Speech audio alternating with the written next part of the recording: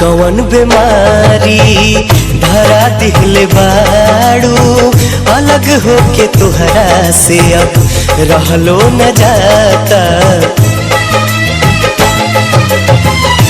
कवन बीमारी धरा दिहले बाड़ा, अलग होके तुहरा से अब रहलो न जाता। जियल नहीं जाई हमसे विरह जान ले ली, मोहब्बत में मर जाए हम ऐसन बुझाता। ई कवन बीमारी धरा दिहले बाड़ा, अलग होके तुहरा से अब रहलो न जाता।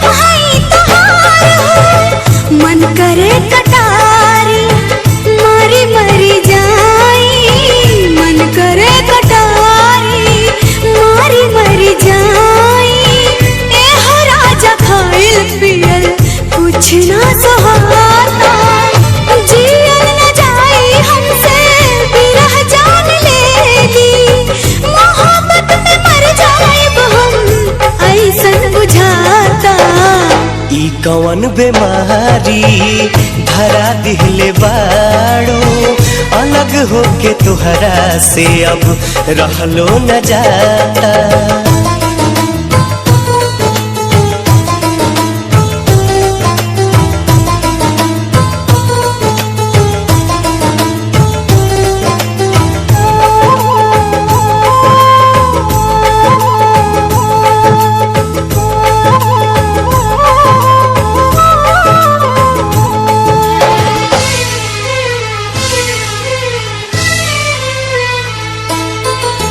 देखब नाही तोहके तो हम फोड़ ले आँख हो, दहिया जरा के अपन बन जाइब राख हो।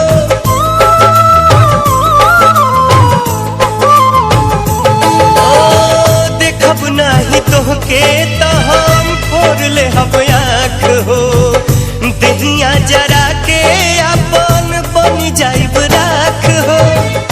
लागता एक पल 100 साल जैसन, लागता एक पल 100 साल जैसन, काटे न दिनमा रतिया हमसे कटाता। जियल नहीं जाई हमसे विरह जान ले ली, मोहब्बत में मर जाए हम ऐसन बुझाता। ई कवन बीमारी